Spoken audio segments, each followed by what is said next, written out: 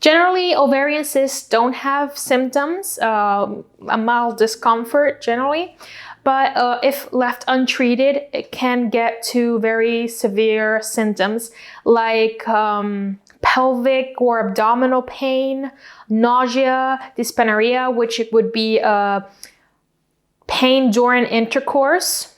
We have nausea, vomiting, tender breast, and problems with the rectum and the bladder. You could feel pressure at these points.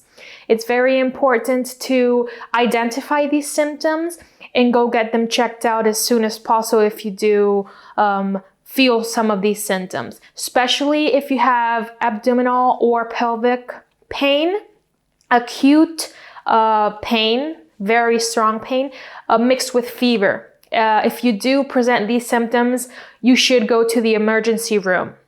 This kind of pain mixed with the fever can identify as the rupture of a cyst. One of the cysts has broken and the liquid is inside of your body, which can lead to inflammation and infection.